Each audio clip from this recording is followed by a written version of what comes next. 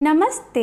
Like and subscribe कीजिए हमारे learning physics channel को और बेल आइकन को क्लिक कीजिए ताकि आप हमारे वीडियो सबसे पहले देख पाएं।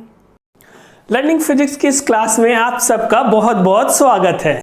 आज का ये वीडियो खासकर उन बच्चों के लिए है जो कॉम्पिटिटिव एग्जाम के लिए प्रिपेयर कर रहे हैं। जैसे अगर आप आईआईटी या नीट के लिए प्रिपेयर कर रहे हो तो ये आज का वीडियो आपके लिए बहुत हेल्पफुल होगा।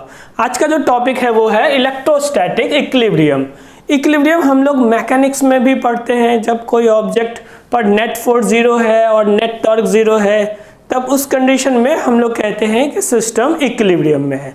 लेकिन यहाँ पर हम लोग एक पॉइंट चार्ज की बात कर रहे हैं, तो पॉइंट चार्ज पर टॉर्क तो ऑब्वियसली जीरो होगा, तो हम यहाँ सिर्फ नेट फोर्स की बात करते हैं। देखो क्या है, the point where resultant force on a charge particle become zero is called equilibrium position.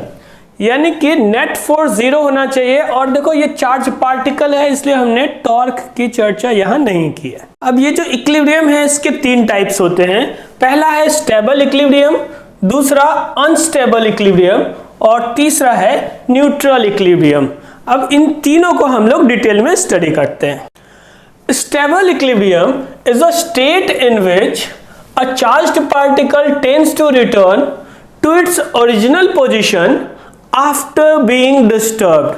इसका क्या मतलब है, अगर एक चार्ज्ड पार्टिकल को उसके ओरिजिनल पोजीशन से डिस्टर्ब कर रहे हैं। कौन सा ओरिजिनल पोजीशन? जहां वो पहले इक्विलिब्रियम में था, यानी नेट फोर्स उस पर जीरो था। अब अगर उसको हम वहां से स्लाइटली डिस्प्लेस करें और रिलीज करें और अगर फिर से वो वापस अपने पोजीशन पर आ गया तो उसको हम लोग कहते हैं स्टेबल इक्विलिब्रियम। जैसे एक सिंपल पेंडुलम की बात करें, मान लो एक सिंपल पेंडुलम में ऐसे थ्रेड से बंधा हुआ है और यहाँ जो मास है उसको स्लाइटली डिस्प्लेस करके रिलीज करें तो वापस अपने पोजीशन पर आने की टेंडेंसी रखता है ना, तो इसी को हम लोग स्टेबल इक्विलिब्रियम कहते हैं। अब इलेक्ट्रोस्टैटिक्स में उसको कैसे समझे, देखो ये एक एग्जांपल है।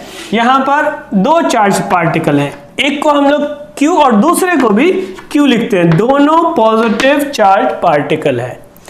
इनके ठीक बीचों बीच हम लोग एक दूसरा चार्ज पार्टिकल प्लेस करते हैं। इस पे भी चार्ज कितना है? Q ही है। यानी कि ये डिस्टेंस देखो R, ये डिस्टेंस R मान लेते हैं, दोनों इक्वल डिस्टेंस है। ये जो तीनों चार्ज पार्टिकल हैं तीनों का मैग्नीट्यूड सेम है। अब इन दोनों को यानी A पर जो रखा है चार्ज पार्टिकल और B पर जो चार्ज पार्टिकल रखा है इसको फिक्स्ड रखते हैं, ठीक है। और ये जो चार्ज पार्टिकल है C पॉइंट पे रखा हुआ इसको स्लाइटली डिस्प्लेस करते हैं। अभी देखो नेट फोर्स इस पे अभी क्या होगा? जीरो होगा, क्योंकि A जितना रिपल्सिव फोर्स इधर लगाएगा और B पर रखा चार्ज जितना रिपल्सिव फोर्स अपोजिट डायरेक्शन में एक्सर्ट करेगा, दोनों का मैग्नीट्यूड तो इक्वल होगा। तो इक्वल और अपोजिट फोर्सेस हैं। नेट फोर्स C पॉइंट पर यानी इस चार्ज पार्टिकल पर जीरो होगा। अब अगर इसको यहां से थोड़ा सा इधर डिस्प्लेस कर दो इस जगह, तो देखो ये जो चार्ज पार्टिकल है A पर, वो इस पर जो रिपल्सिव फोर्स लगाएगा वो ज्यादा होगा, जबकि B का रिपल्सिव फोर्स कम होगा। यानी इस चार्ज पार्टिकल को हमने इधर डिस्प्लेस किया और इसकी एक टेंडेंसी है वापस अपने इनिशियल पोजीशन पर जाने की। ऐसे ही अगर इसको इस तरफ डिस्प्लेस कर दो B की तरफ, तो B जो रिपल्सिव फोर्स एक्सर्ट कर रहा है वो ज्यादा हो जाएगा और A का रिपल्सिव फोर्स कम हो जाएगा। तो ओवरऑल नेट फोर्स इस पे इस तरफ लगेगा और ये वापस अपने एक्चुअल पोजीशन पर आना चाहेगा। अगर इसको डिस्प्लेस करके रिलीज कर दिया तो ऐसे ये मूव करते हुए ऑसिलेशन होगा इसका, ऐसे ऐसे जैसे सिंपल पेंडुलम में होता है ना वैसे ही। लेकिन फाइनली कभी ना कभी तो ये रेस्ट में आएगा। तो ये जो कंडीशन है, जब आप चार्ज पार्टिकल को डिस्प्लेस करके रिलीज कर रहे हो और वापस वो अपने पोजीशन पर इनिशियल पोजीशन ऑफ इक्विलिब्रियम पे आना चाहता है, तो ऐसा इक्विलिब्रियम कहलाता है स्टेबल इक्विलिब्रियम। अब देखो unstable equilibrium, it is a state of equilibrium in which a small disturbance will produce a large change। क्या मतलब है कि अगर पहले इक्विलिब्रियम पोजीशन पर है और उसको स्लाइटली डिस्प्लेस कर देते हैं, तो स्लाइटली डिस्प्लेस करने के बाद वो ऑब्जेक्ट अपने इक्विलिब्रियम पोजीशन से फर्दर दूर ही जाता है। इसको हम लोग मैकेनिक्स में बहुत सिंपल एग्जांपल से ऐसे समझ ले कि ये एक प्लेन है और इसके ऊपर कोई एक ऑब्जेक्ट रखा है, ये कर्व्ड प्लेन है और छोटा सा ऑब्जेक्ट रखा है अब इस ऑब्जेक्ट को अगर हम लोग स्लाइटली यहाँ से डिस्प्लेस कर दें, अभी ये रेस्ट में है, इक्विलिब्रियम में, अगर इसको स्लाइटली डिस्प्लेस कर दें तो ये इस पोजीशन से दूर ही जाता जाएगा। तो क्योंकि ये और ज्यादा दूर जा रहा है अपने पोजीशन से, तो ये कैसा कंडीशन है, अनस्टेबल इक्विलिब्रियम का पोजीशन है। अब अनस्टेबल इक्विलिब्रियम को हमें इलेक्ट्रोस्टैटिक्स में समझना है। तो हम मान लें यहां पर फिर से एक पॉइंट चार्ज और यहां दूसरा पॉइंट चार्ज, दोनों का मेजरमेंट सेम मान लेते हैं, नेचर भी सेम है, और एक को ए पॉइंट पर दूसरे को बी पॉइंट पे फिक्स्ड रखते हैं। तो अभी इन दोनों के बीच का कुछ डिस्टेंस है और इसके ठीक सेंटर में एक तीसरा चार्ज्ड पार्टिकल रखते हैं माइनस क्यू। देखो इससे पहले हमने जो एग्जांपल लिया था उसमें प्लस क्यू था, इसमें माइनस क्यू रखा है। अगर ये बिल्कुल इन दोनों के ठीक सेंटर पे है, बीचों बीच है, तो इसका मतलब जो फोर्स ए एग्जर्ट कर रहा होगा और जो फोर्स बी एग्जर्ट कर रहा होगा, दोनों का मैग्नीट्यूड इक्वल होगा। ये डिस्टेंस भी r कंसीडर कर लो और इस डिस्टेंस को भी r मान लो। तो अभी इस पर नेट फोर्स 0 था, ये रेस्ट में है, इक्विलिब्रियम में है। लेकिन अगर इसी चार्ज्ड पार्टिकल को हम लोग स्लाइटली डिस्प्लेस कर दें टुवर्ड्स लेफ्ट, यानी कि ए की तरफ डिस्प्लेस कर दिया, तो ये जो इस पर अट्रैक्टिव फोर्स लगा रहा है वो अट्रैक्टिव फोर्स बढ़ जाएगा, जबकि बी जो अट्रैक्टिव फोर्स लगाएगा वो कम हो जाएगा। तो हम कह सकते हैं ना कि अगर ये इधर आया तो ए इस पर इतना ज्यादा फोर्स लगाएगा कि ये और ए की तरफ ही मूव करता जाएगा, यानी जो अपना इक्विलिब्रियम पोजीशन था उससे स्लाइटली डिस्प्लेस किया और ये फर्दर उस इक्विलिब्रियम पोजीशन से और ही दूर जाएगा। अब पढ़ते हैं neutral equilibrium. If charged particle is displaced slightly and it is still in equilibrium condition, then it is called neutral equilibrium. यानी अगर हम लोग चार्ज्ड पार्टिकल को उसके पोजीशन ऑफ इक्विलिब्रियम से थोड़ा सा डिस्प्लेस कर दें और नए पोजीशन पर भी उस पे नेट फोर्स 0 है, तो अभी भी वो इक्विलिब्रियम में है और ऐसा कंडीशन कहलाता है न्यूट्रल इक्विलिब्रियम। इसको हम लोग ऐसे समझ लें कि ये एक चार्ज्ड पार्टिकल, ये दूसरा चार्ज्ड पार्टिकल, एक को Q1 दूसरे को Q2 कह दें और इनके बीच का डिस्टेंस r। ऐसा मान लेते हैं कि दोनों का मास सेम है, यानी कि m हम कंसीडर कर रहे हैं। अब अगर इनके बीच का जो इलेक्ट्रोस्टैटिक फोर्स है वो रिपल्सिव फोर्स होगा अगर दोनों सेम नेचर के होंगे, यानी दोनों पॉजिटिव या दोनों नेगेटिव। तो इनके बीच रिपल्सिव फोर्स लग रहा है, इलेक्ट्रोस्टैटिक रिपल्सिव फोर्स, और ग्रेविटेशनल अट्रैक्टिव फोर्स एक्सर्ट होगा। इनका मास और चार्ज हम ऐसा कंसीडर करें कि नेट फोर्स 0 है या ये इक्विलिब्रियम में है। तो अब देखो क्या कंडीशन होगा, Gm1 m2, m1 और m2 दोनों इक्वल है, डिवाइडेड बाय r स्क्वायर। ये ग्रेविटेशनल फोर्स एक्सर्ट होगा अगर हम लोग किसी एक चार्ज्ड पार्टिकल को सिस्टम माने, तो इस पर ये ग्रेविटेशनल अट्रैक्टिव फोर्स लगेगा। और जो रिपल्सिव फोर्स एक्सर्ट होगा उसको ऐसे लिख सकते हैं k q1 q2, अलग अलग चार्ज है ना, q1 q2 divided by r square. अब देखो ये जो फोर्स है ये नेट फोर्स 0 होने का मतलब कि जितना gravitational force attractive force exert हो रहा है उतना ही इलेक्ट्रोस्टैटिक रिपल्सिव फोर्स एक्सर्ट हो रहा है। आप इस रिलेशन से ऐसा तो कह सकते हो ना कि ये r से इंडिपेंडेंट हो गया, यानी अगर अब इन दोनों के बीच का सेपरेशन हम लोग चेंज भी कर दें तो भी नेट फोर्स इक्वल होगा, यानी नेट ग्रेविटेशनल फोर्स और नेट जो इस पे इलेक्ट्रोस्टैटिक फोर्स लग रहा है दोनों इक्वल और अपोजिट होंगे, और नए पोजीशन पर भी ये चार्ज्ड पार्टिकल इक्विलिब्रियम में होगा। या हम लोग इसको फिक्स्ड कर दें और दूसरे चार्ज्ड पार्टिकल को मूव करें तब भी नए पोजीशन पर वो इक्विलिब्रियम में ही होगा। तो ऐसा जो इक्विलिब्रियम पोजीशन है ये कहलाता है न्यूट्रल इक्विलिब्रियम। अब इस पर बेस्ड न्यूमेरिकल सॉल्व करते हैं। क्वेश्चन है, in the figure shown find the time period if charge q and mass m is displaced slightly along line AB। ये फिगर गिवन है, यहाँ A और B पर इक्वल चार्जेस हैं और ये दोनों फिक्स्ड हैं, और इनके ठीक बीच में देखो सेंटर पे एक दूसरा चार्ज है Q और इसका मास क्या है m। अब इसको स्लाइटली डिस्प्लेस करते हैं। स्लाइटली डिस्प्लेस करने का मतलब ये जो डिस्टेंस अगर हम लोग इसको डिस्प्लेस करें, मान लो x डिस्टेंस है, तो x ये डिस्टेंस से बहुत ही कम है अब हमें बताना है कि इसका टाइम पीरियड क्या होगा।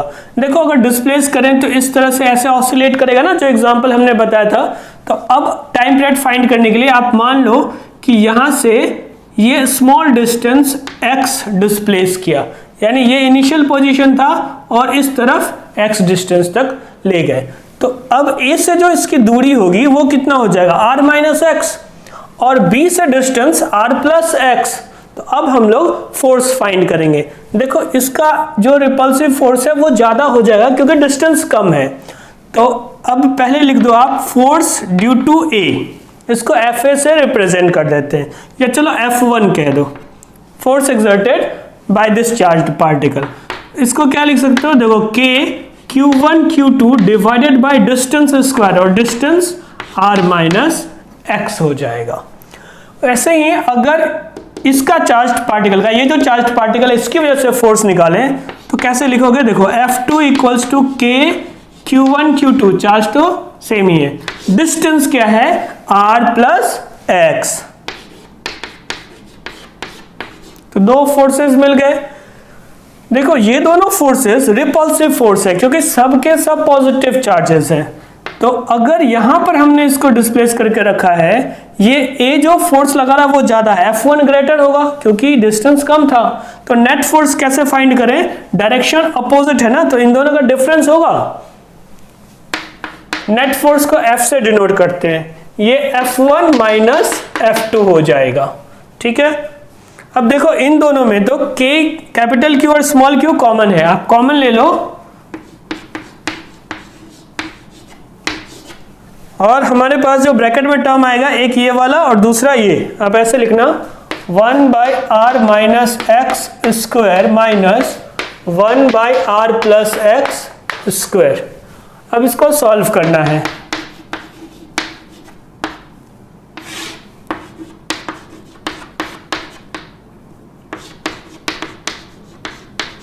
ये टर्म इधर r प्लस एक्स स्क्वायर और ये टर्म यहां लिखेंगे। जब आप इसको सॉल्व करोगे, देखो ये और ये वाला टर्म सॉल्व करने के बाद ये 4rx आएगा। तो हम ऐसे लिख दें 4r into x divided by ये r square minus x square whole square, ऐसा कुछ आएगा। अब यहां पर देखो डिनोमिनेटर में क्या एक x का टर्म आ रहा है और ऊपर भी एक x का टर्म आ रहा है। कंडीशन हमें क्या कंसीडर करना है, यहां x is very very less than r, slightly displace कर रहे हैं ना, तो इसका मतलब ये हुआ कि ये जो x डिस्टेंस है वो इस r के कंपैरिजन में बहुत ही कम है। तो अब इसमें से आप x को नेग्लेक्ट कर सकते हो, इसका मतलब r square minus x square is nearly equal to r square, ये टर्म यूज करेंगे। तो आप इसको ऐसे लिखो k capital Q small q into 4rx over r square whole square, यानी r टू द पावर 4। अब एक r कैंसिल हो जाएगा,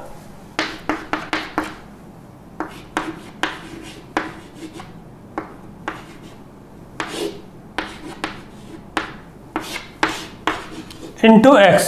अब देखो तो फोर्स प्रोपोर्शनल टू एक्स हो गया ना, तो अगर ये फोर्स एक्स के प्रोपोर्शनल है इसका मतलब क्या है कि ये सिंपल हार्मोनिक मोशन जैसा होगा। लेकिन कंडीशन क्या है, यहां पर देखो हम लोग जो फॉर्मूला लिखते हैं एसएचएम में F इक्वल्स टू माइनस के एक्स जैसा टर्म होता है, वहां नेगेटिव साइन तो सिर्फ इसी को बताता है कि जो भी डिस्प्लेसमेंट है उसके अपोजिट डायरेक्शन में फोर्स होता है। यहाँ हमने मैग्नीट्यूड लिखा है तो कोई टेंशन नहीं है, फोर्स मिल गया। अब यहाँ से टाइम पीरियड कैलकुलेट करते हैं। अब देखो यहाँ पर ये अगर फोर्स डिस्प्लेसमेंट के प्रोपोर्शनल है तो ये वाला टर्म फोर्स कांस्टेंट कहलाएगा, और टाइम पीरियड का फॉर्मूला होता है 2 pi square root of m by force constant. तो इसके बदले हमें ये पुट करना होगा, r क्यूब को यहां लिख देते हैं।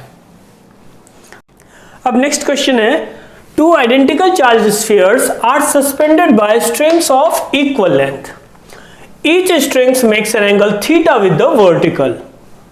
When suspended in a liquid of density rho by 2, the angle remains the same. What is the dielectric constant of the liquid if the density of sphere is rho. तो देखो ये जो question है इसमें क्या लिखा है कि दो चार्ज स्फीयर हैं, दोनों आइडेंटिकल हैं, यानी दोनों का मास सेम, दोनों का चार्ज जो है वो भी सेम है। अब दोनों को स्ट्रिंग से सस्पेंड किया, इक्वल लेंथ का है। तो जैसे मान लो यहां पर हमने दो अलग अलग स्ट्रिंग दिखाया है, अगर चार्ज सेम है तो रिपल्सिव फोर्स एक्सर्ट होगा, यानी दोनों एक दूसरे से दूर जाएंगे। अब यहां पर इस पर्टिकुलर स्टेट में ये इक्विलिब्रियम कंडीशन में है और वर्टिकल के साथ जो ये एंगल है वो थीटा है, ये क्वेश्चन में गिवन है।